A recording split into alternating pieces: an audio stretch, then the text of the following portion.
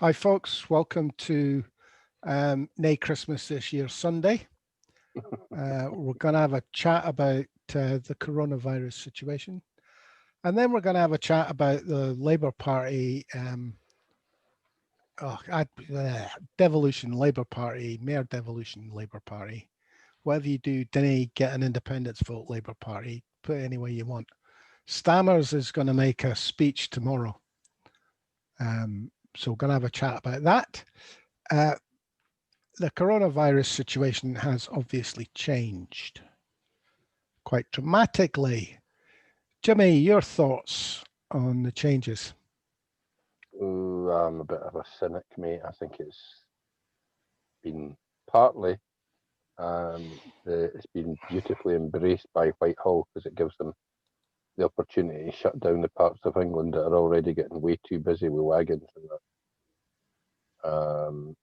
Numbers wise, yeah, they are seeing major boosts, major jumps down there, but I think I have my doubts about the reaction or overreaction.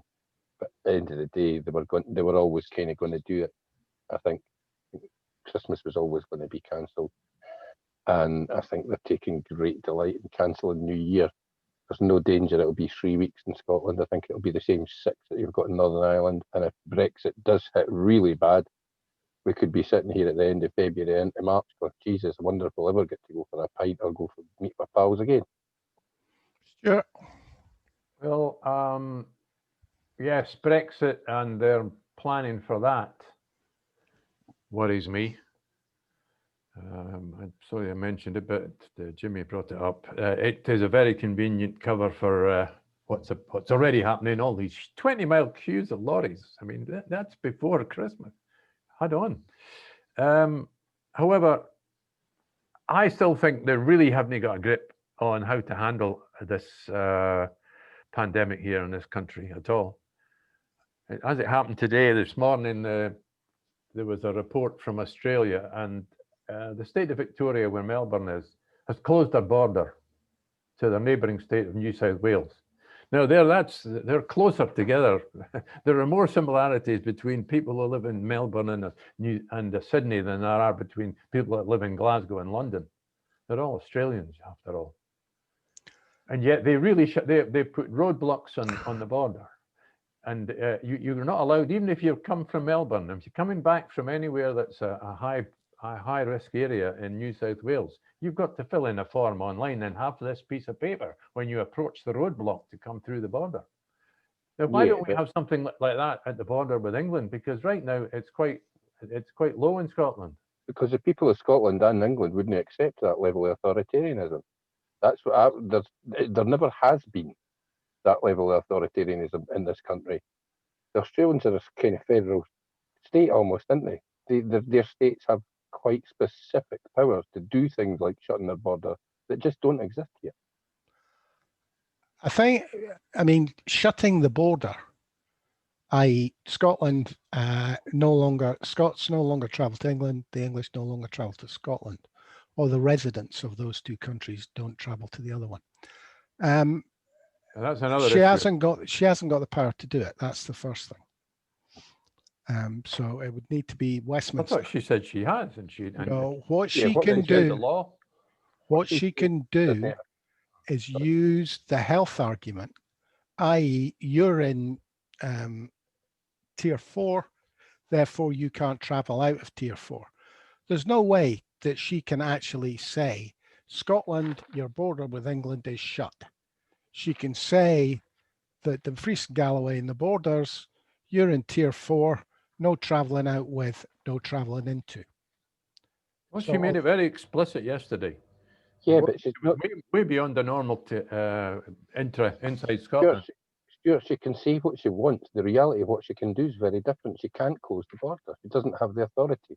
And there's no way to police it either. Police Scotland are clearly saying arrests, any kind of policing actually would be a last resort. There's no danger there's going to be roadblocks like David Milligan's calling for. It's not going to happen. Sorry, who's David Milligan? He's one of the prominent Yes campaigners. He's forever online. He's bumping his gums about Police Scotland not setting up roadblocks. As if they're going to do that. Why would they do that? The minute they stop anybody, it's an illegal stop and search. I mean, she can only use the health. She can't. That's the only way she can do it. And it would be difficult actually to justify. Well, certainly at this stage, from where I'm sitting, it's like she's saying, "Oh well, I want the borders closed." But when she's asked the question, "How will it be enforced?"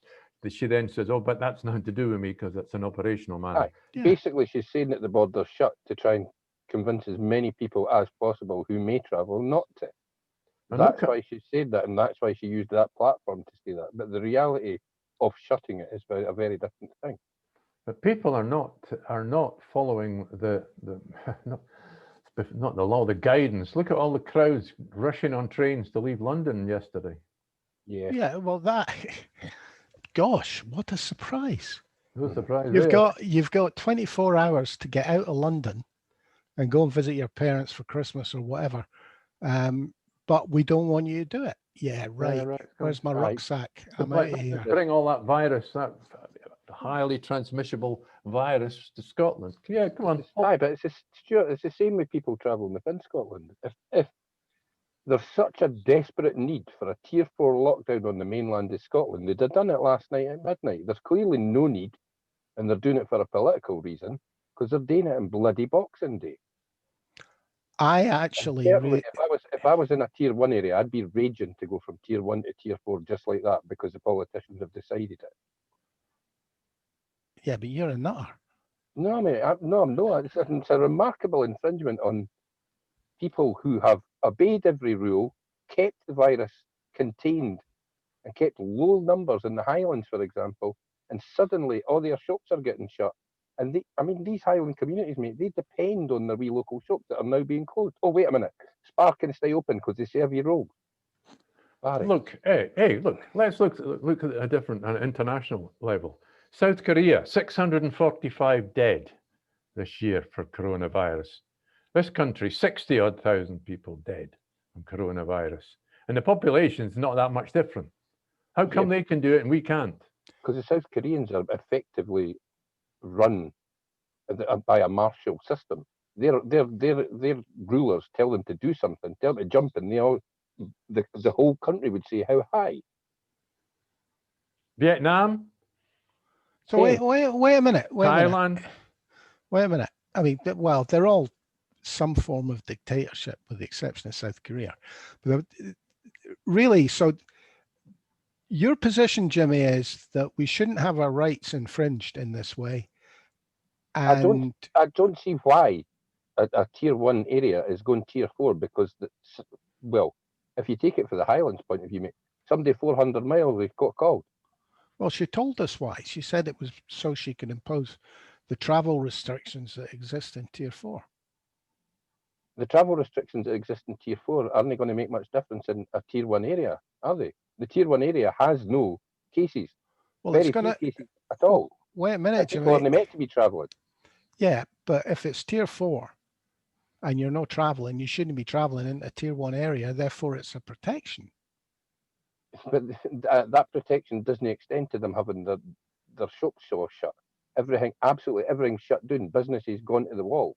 They didn't need that level of protection because people won't be travelling. People who've got this new fancy Dan 70% more transmissible. I mean, did they make that up on the fly or what? How can they possibly know it's 70% more transmissible? They've not got the number to tell them that. Well, that's according to what I watched this morning. The science seems to be quite confident in that. Mate, the science has been quite confident of so much things this year that they've been absolutely 100% bang on wrong about, that I'm tired of listening to the science. And frankly, BBC can get as many scientists to tell me whatever they want at any time, because scientists have turned into kind of whores over the last year. Well, let's give them their due. They've been screaming for the last month that tier 3 isn't strict enough for England. Well, England's version of tier 3 is effectively tier 2 here. So tier 3 certainly wasn't strict enough. But I don't quite I think it's an overreaction by Nicola Sturgeon to basically shut the country down again. It's basically a national lockdown, but the parents can go back to school if they can get the schools open. So your position is that tier 3, tier 2 is strong enough to stop the spread of the virus. Tier 3, well, the increase in tier 3 areas that we've seen, i.e. the small increase in Edinburgh, doesn't fill me with panic the way it's filling them with panic. We're starting from a low base. We've went up a wee bit. Do we think that's going to be exponential and suddenly we're going to panic over everything? Edinburgh and the Lothians certainly seems to have far more hospital beds than they need at the moment. There's Right, no issue in the Western or the Royal. At what point then do we panic, to use your terminology? I didn't think we do panic, mate, but I think they have. Frankly, I think Nicola Sturgeon was instructed. No. At what point? What's the indicator for you that says Edinburgh has to go into tier 4? Well, I'm sorry, but Nicola Sturgeon laid that out weeks ago. The level of cases would be over 350 per 100,000. We're nowhere near that. So we ignore what's happening in the hospitals. Nothing's happening in our hospitals, Norrie. They're not busy.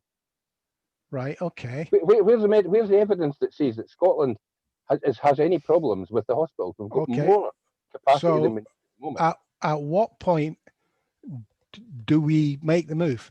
How many hospital beds, percentage-wise, do we need left before we decide it's got to go into tier 4? But I don't know, mate. I've not got the figures to hand, but I'm pretty sure that's all laid out in the tier system that Nicola Sturgeon announced weeks ago. And we are nowhere near those numbers, and she has moved us. She's moved the goalposts again, mate. And frankly, I think she moved them because Boris instructed her to. So you don't think that a virus that's 70% easier to catch is a reason to be precautious? Well, given that she told us yesterday there were 17 cases of that in Scotland, and then went on to fearmonger about it, telling us, but we can't really tell. So that's probably a gross underestimate. All right. Look, you're making the case for closing the border. If it's not, we can't close the border. How many times do you need told we can't close the border? We can't close the border. All we can do is go into tier 4 and tell people not to travel. That's all we can do. So we can, in the sense that we can go into tier 4 and say you can't travel, but that's all you can do. What are you going to do? You're going to ask the British Transport Police to lift people on the trains, because the trains are still going to run. And I'm sorry, but the train companies will still sell tickets. Well, she can't ask the British Transport Police to do anything. No, everybody was jumping on the trains last night because the trains are not going to run out of London. The trains... You're going to stop the trains running north. You think the train companies will stop everything? You think the train companies ain't going to sell tickets? I don't think that.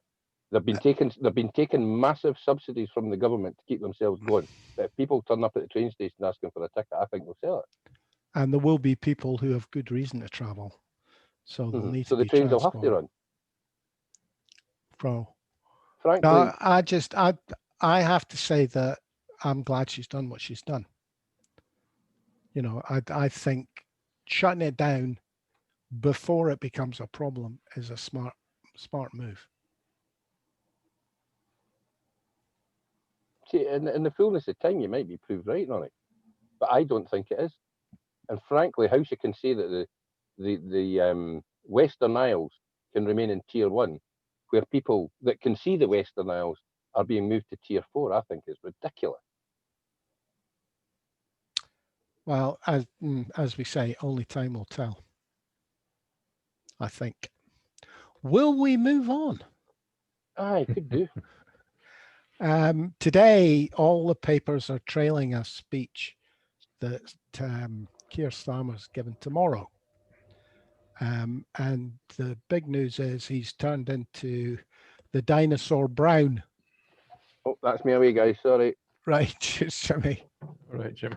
At least we get finished the first topic. So the Labour Party position is going to be mere devolution. Devolution of devolution of devolution. Starmer to promise new wave of devolution under Labour. And STV didn't have much more than press association. Although it's interesting that John Boothman. Oh, yes, I remember John Boothman. John Boothman, who used to run the BBC News here in Scotland and has got a wife who's a senior Labour politician, and who he himself is very strong unionist, Labour Party. He's behind writing the piece in the Times, which has got a lot more than the Press Association. It's the bit that tells us all about the other leaders in Manchester, Bristol, Newcastle, all these Labour leaders all coming together. Well, I mean, the stars in a way have aligned for Starmer's, in as much as the Labour mayors in the north are not happy about the amount of input they've had into the decision making over coronavirus, which lines up with Wales and with Scotland's desire for independence.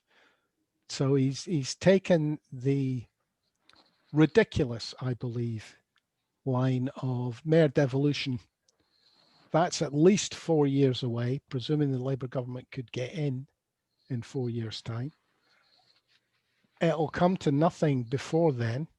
When the Labour government, next Labour government gets in, whether that's 4 years or 9 years, there'll be another 4 or 5 years talking about it before any decision's made. So we're looking at a minimum, I think, of 10 years, possibly 20 years, which is exactly what this is designed to do. It's designed to put off a decision on independence for a generation. It's the Gordon Brown initiative. It's to support the Labour Party at next May's Holyrood election. And that's about the beginning and the end of it. And Gordon Brown wields huge power in the Labour Party to this day, clearly. It's not about making life better for anybody except the Labour Party. And that's complete hypocrisy. I've got a clip which tells a little tale here, which I'd like to play. You go right ahead, I'll mate. introduce this bit. It adds into this. We have been covering this issue. We've been covering this on radio and things since May 2007, Norrie. But back in March 2014, in the run-up to the last independence referendum, we were broadcasting on Black Diamond Radio, and we interviewed Canon Kenyon Wright. Canon Kenyon Wright, he describes himself as, sadly he's gone, and Alex Grant interviews him in this little clip, and he's gone as well. But Canon Kenyon Wright always positioned himself as a moderator between the pro-independence and the anti-independence people, because we're talking about a 20-year period leading up to 1997, when they actually had that devolution referendum, which set up the Holyrood Parliament. Anyway, they discussed this. So let me dig it out for you. You've got to share for me, Norrie, I think. Yeah, you're all right. Okay, share the screen, share the sound, play this, and play this. Okay, well, if you can give me an idea of how the discussion went, because I know you've said to me that Donald Dewar actually didn't use the word devolution; he had a different perspective. Well, I mean, I would go further than that. I would say that not only did the convention never use the word devolution, and that's illustrated by what you just said about Donald Dewar and also Malcolm Bruce. They both said things which made it clear that they were talking about something other than devolution. But not only did we not use the word, but more important, the concept that ran through the convention, and that began with the claim of right for Scotland, which was a clear claim of sovereignty of the people of Scotland, and which rejected, therefore, by definition, sorry, I'm a bit, but by definition, that rejected the sovereignty of Westminster, because you can't have both. Therefore, right from the start, and devolution, of course, by definition, the very word implies the continuation of the sovereignty of Westminster. So that we began with the claim of right for Scotland, and of course I have always doubted whether some of those who signed it fully realised what they were signing, because all the Labour MPs, except I think for Tam Dalyell, and all the Liberal Democrat MPs, all voted for the claim of right for Scotland. So, that was the leader of the Labour Party in Scotland, hugely high esteem among Labour circles, and the leader of the Lib Dems at the time, Malcolm Bruce, and all their MPs all signed up for the claim of right, which, as Canon Kenyon Wright himself said, you can't have both. You can't have devolution and believe in and sign the claim of right. So, what's happened to these politicians, these Lib Dems and Labour Party politicians in Scotland since that time? Well, they've all gone. You know, I mean, they've all gone. Well, what have we got now? Quislings instead? Well, no. I think the important thing about what Canon Kenyon Wright said there is the fact that he didn't really think they understood what they were signing up to. Now, I'm sure that you ask any Labour politician on the TV in an interview whether he believes in the sovereignty of the people of Scotland, he'll say yes, but he won't think any more about it. He won't think beyond the words of it. He won't realise that that means he's rejecting the sovereignty of Parliament over Scotland, Westminster, that is, over Scotland. Because as Kenyon Wright said there, you cannot have the people of Scotland with the sovereign right if the sovereign right lies with the Parliament of Westminster. You can't have both. You can only have one of them. But yeah, but Kenyon Wright, right at the beginning of that little clip, goes further than, you're right, he makes that statement. A lot of politicians who are unionists now didn't realise what they were signing, perhaps. But certainly, Kenyon Wright says that Donald Dewar and Malcolm Bruce, the leaders of the two parties at the time, did. Well, but they're gone, so it doesn't matter. Well, I'm not saying it does. I'm not saying you can say that it doesn't matter. Yes, no, it doesn't. But it doesn't matter because. So what's changed? You know what's changed? Tell them what. Tell them what's changed. Well, what's changed is Labour and the Liberal Democrats don't matter in Scotland anymore. That's what's different. And you know they'll say and do anything to look relevant. I've got a 13-minute in total clip, which I'll post as an appendix to today's blog when we later on. And in it, Kenyon Wright refers to, oh God, my train of thought has just gone there, so sorry about that. Was it not Kenyon Wright that came out with the line about devolution being power retained? Yes, well, that is true. Well, and that's the whole point. The minute Starmer starts talking about devolution, I want one question asked of him. Will this new devolution settlement give the people of Scotland, the Parliament in Scotland, the right, with nothing to do with Westminster, but the Scottish Parliament, will it be given the right to hold a referendum on independence? Can I suggest that what was that's the only question. What was being implied in that little clip, and what Kenyon Wright was motoring around in, was looking back to how the white European former colonies of Britain, of England, got their independence, and that was through something called Dominion status. And if you look at how Southern Ireland became the Republic of Ireland, finally got its independence, apart from the War of Independence and then the Civil War, that too was by a fudge. Yeah, I'm suggesting that is somewhere where Canon Kenyon Wright's mind was going, and Donald Dewar and possibly Malcolm Bruce. I'm quite sure it was, because the problem here is independence makes it look like Westminster loses. Right? You can't fudge independence. Independence is independence. you know. But they One did side, fudge. one side wins their independence and the other side loses their authority over that side. Yeah. So there's a loser and a winner, and Westminster does not want to be seen as a loser in this. So, I mean, I don't care. They can talk about, you know, they can talk for the next 20 years about devolution, but I don't trust them. No, And I no, don't no, think the majority of people in Scotland trust them. And if they want my trust, the very first paragraph of any new devolution settlement has to say, whenever the Scottish Parliament votes for an independence referendum, they get to hold it. That's it. And then I don't have to trust them, because if it turns out the basket of deal that they sell us was a con, we can have an independence referendum. Well, let's bring it right up to date. And the reason why it's topical, apart from the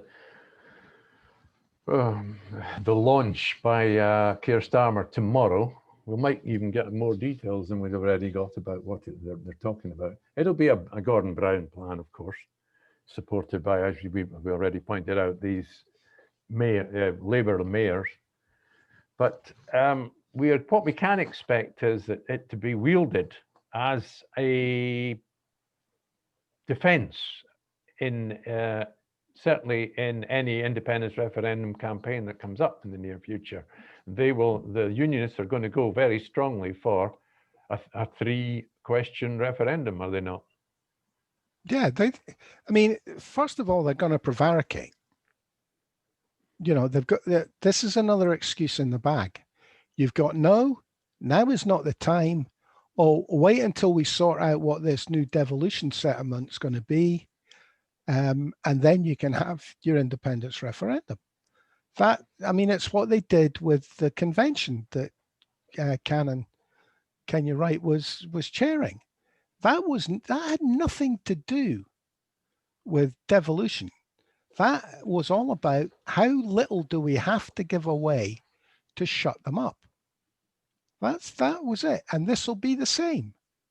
You know, I mean, one of the papers had a statement from him saying, I'll be the only prime minister that's ever gone into power promising to give away power. Sorry, mate, have you forgotten who Tony Blair was? Tony Blair made the same promises and didn't keep them. And why should we trust you, Starmer? Well, look, by bringing up the 3-question referendum, all I was suggesting that will probably be wielded in next May's Holyrood election as well. The question of giving away powers, and we'll be told by the Tories, oh, we've given you lots of more powers, income tax, for example. You've got welfare powers. We've always had power to tax, not over income tax bans and so on. No, yeah, the tax came with the original devolution settlement, didn't it? It was Yeah, a but penny it in the pound. impossible to use. Yeah. penny in the pound, wasn't it? Aye, but Whitehall makes it impossible for these powers to actually be wielded with any efficacy. So it's no really devolution at that point. Aye, there you go. You've got power over tax. Basically, it's a stick to beat us with because we don't use it. Yeah. Well, it is a stick, and they didn't use it robustly because we would just lose out on the Barnett formula. It's the proof in that is actually an interesting thing. When they realized Scotland had dominion over the South Pole, the British rights to the South Pole, huge panic, massive panic. What if the Greens got in Scotland and said nobody was allowed to step foot on it? How would we get our oil that might or might not be there? We don't mention the Greens this week.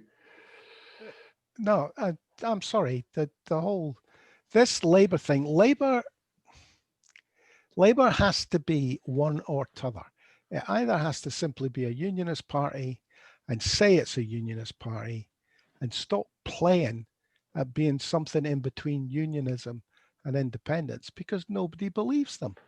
Labour, what's really embarrassing for Labour in Scotland is that the Labour Party in England effectively is another English nationalist party. Ever since Gordon Brown fronted an election with that red mug.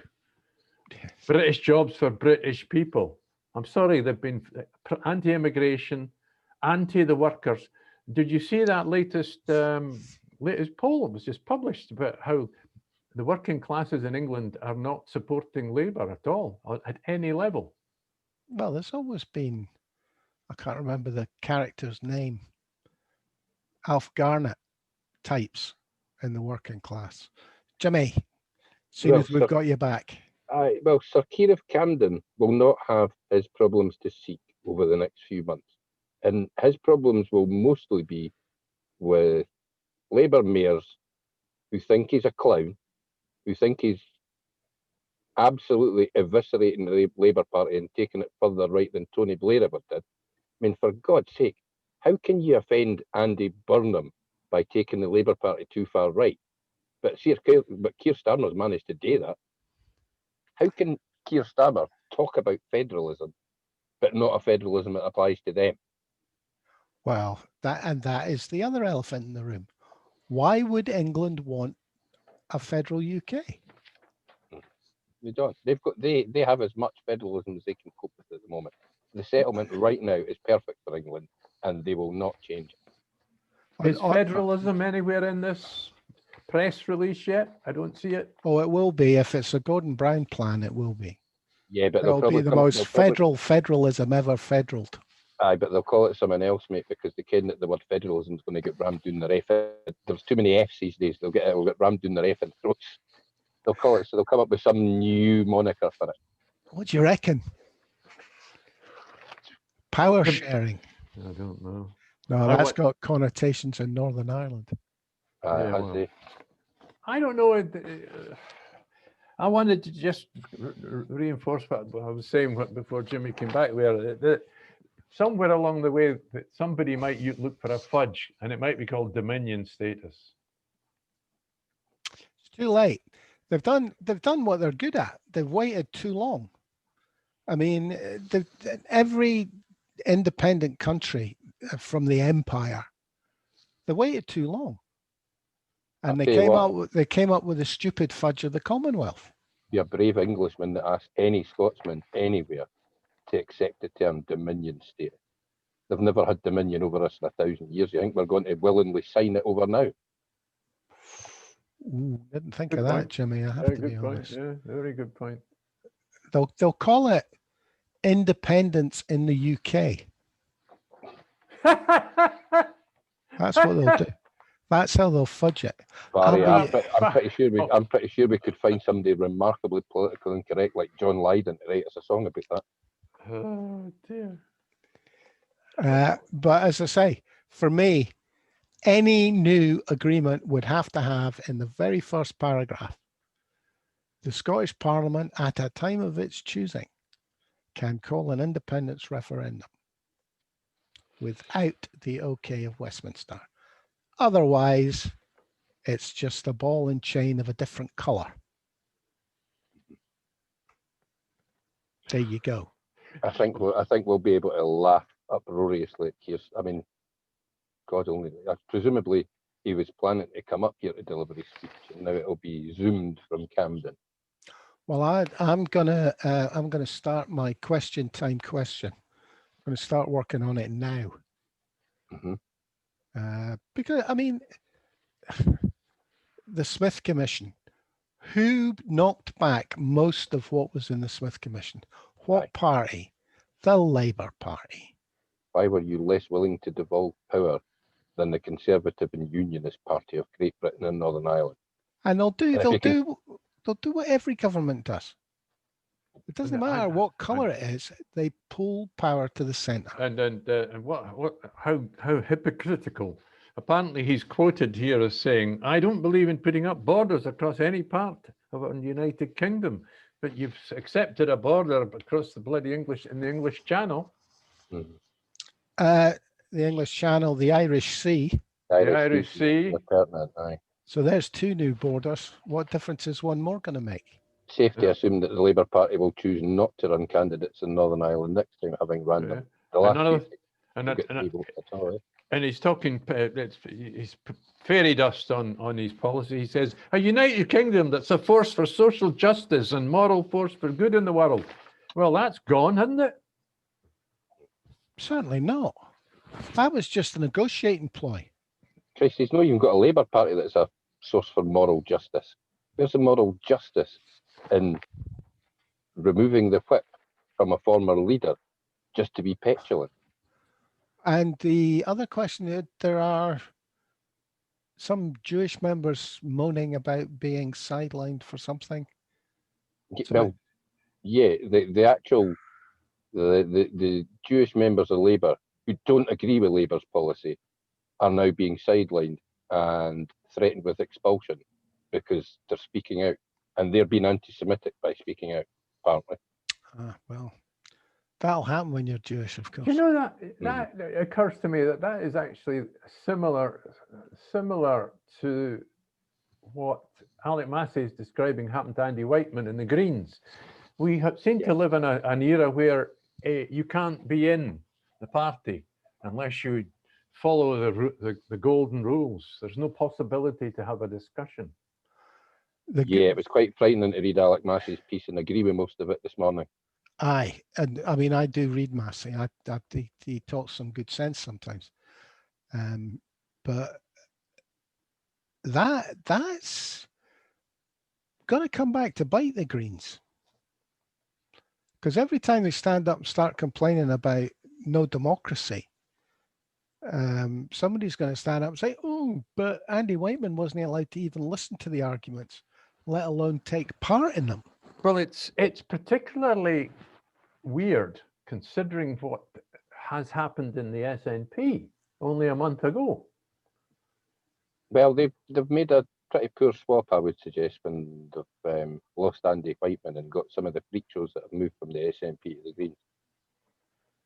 Mind you, it's nice to know where they all are. Aye, but wee Paddy is going to struggle, mate. Talk about trying to corral cats. His next party conference is going to be a disaster trying to deal with that one. Can you see a challenge to Patrick? Yes. At some point, mate, but remember, Patrick's biggest challenge is his own Napoleon syndrome, as far as I'm concerned. So who's all left? The SNP then?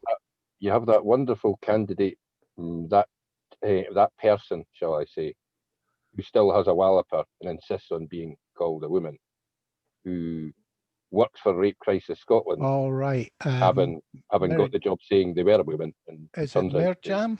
Merjam something? Murdal or something weird like that. Aye, stood to be a candidate in 2 SNP places, didn't get elected and spat the dummy and is now off to the Greens. There's another couple, there'll be a few, mate.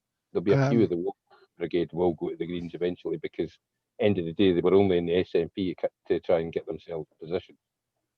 They weren't here to actually be independence campaigners. They were here to get positions. These people want jobs. They want paying jobs in politics.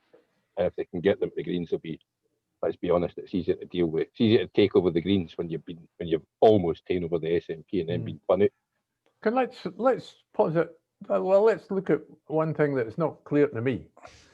I can see why people support the Greens, because if they're into climate, worried about climate change, and into green environmental issues. That doesn't necessarily make you line up on trans issues, does it?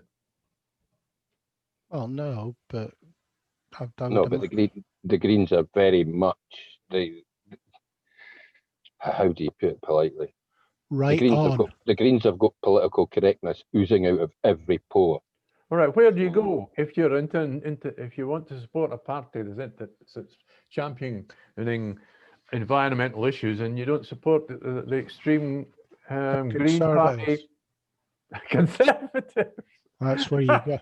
Hey, Boris is. Whoa, Boris has been burnishing his green credentials for years. Boris has been promising the greenest green.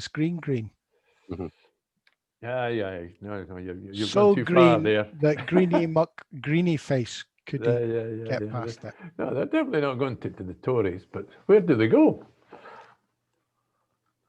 I'm thinking in presumably, are they as extreme in London, the Greens, or is it Scottish Greens? Yeah, they're what they are. The Greens are the Greens of the Greens.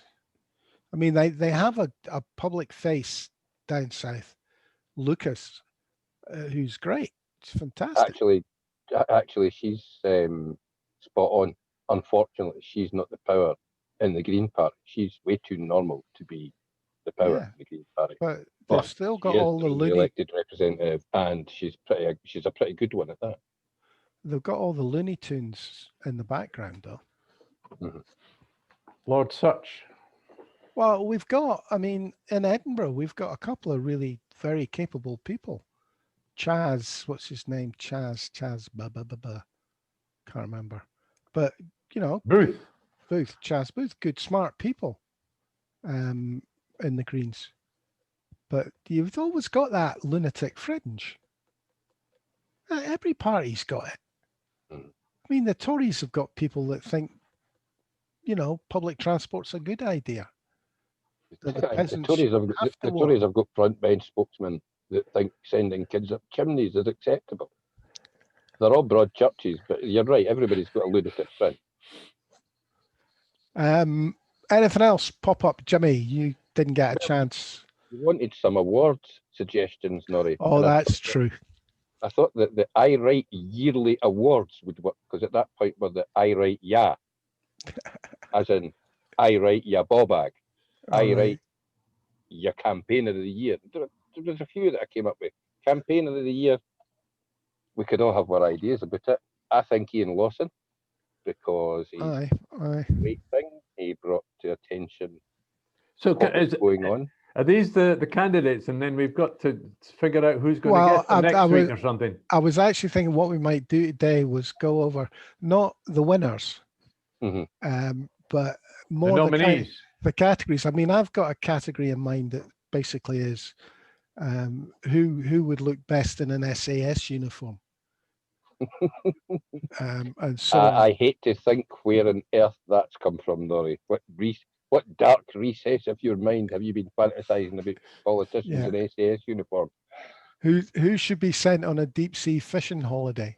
Aye. That kind of thing. I was thinking clown shoe of the year. There's a wide field from party leaders all the way down to party activists, but there's been a lot of donuts. I would suggest didn't let the door hit your arse on the way out of the year award, because there's quite a few of them stepping down, and there's a few of them that I'm most delighted to see. Jenny Mara's stepping down. Yeah, I'm quite surprised at that, mate. I think there's more behind that than we know at the moment, because she has been, certainly over the last year or so, she's been getting angrier and angrier, and I don't quite know what's behind that. I'll have to... Has she been sidelined in some way, do you think? I think she has been sidelined. I think she has, mate. I think as Monica's star is rising, Jenny's isn't, shall we say. I think Jenny's quite annoyed at that, because Monica shafted every woman in the Labour Party to climb up the greasy pole. So there's more to that than meets the eye, definitely. I was surprised when I only found out this morning. She's a decent parliamentarian, mate, and she's a clever lassie. And it'd be a sad loss to the Labour Party. She's one of the few that actually land punches, you know, in opposition. I'm not particularly enamored of her, but that might be the reason, because she has a couple of times landed good punches. Well, I'll have a bash at writing down the suggestions, and we can do. What are we going to do? We're going to do Monday, Tuesday, Wednesday. Sorry. Why not? Just do a couple a day and just chew over what names we come up with. And then what? Christmas Eve, Christmas Day, Boxing Day off. Yes. Oh, all right. See what you mean. Yeah. No, I know you had me really confused there. I think so, mate. I better write those down, because I'm really confused. I was thinking about the awards, not thinking about podcasts. Well, what we should do is 3 awards a day. So we've got 9 awards to think of, lads. Right. And obviously, listeners, if you have any suggestions. Yes. Aye, tip in, more than welcome. Yeah. Oh, absolutely. And any suggestions for who might win? Any suggestions that you have? New face of the year, Norrie. That was another one I came up with. somebody that's come on the scene that we knew nothing about and has had an impact this year on Scottish politics. Does Scottish Rishi life in Sunak general. not get that automatically? No, I was going to nominate Devi Sridhar just because she's All right, yeah, put the got wind. you. She's put the wind up everybody at some point. Linda Bald's another one that's. Yeah, well, I'm nominating her, and Nicola Steedman as well. But Stewart, it's not all about your fantasies, buddy. Okay, let's call it a day at that. Have a think. Mhm. Drop it into the WhatsApp group, guys, and we'll pick 9 of them. Yes. Okay. Thanks for making it back twice, Jimmy. No worries, mate. I had to disinfect the motor. I know that was 4 of our southern brethren up for the weekend. Do you know, it's funny. I was just wondering if you were getting pissed off having to disinfect the motor every time you got a fire. It's can be a chore at times, mate. I could imagine. Can you get a fumigating machine? You know, you stand outside and fill the car with fumes. You could, mate, but I'd probably have to work for about 3 weeks solid to buy such a thing. Okay, guys. Thanks, Stuart. I forgot about you because I had to thank Jimmy twice. All right, then. Cheerio. Thanks for listening, folks, and we'll catch up with you tomorrow for more hilarity and possibly even a report on the Starmer speech. Cheers for now, folks.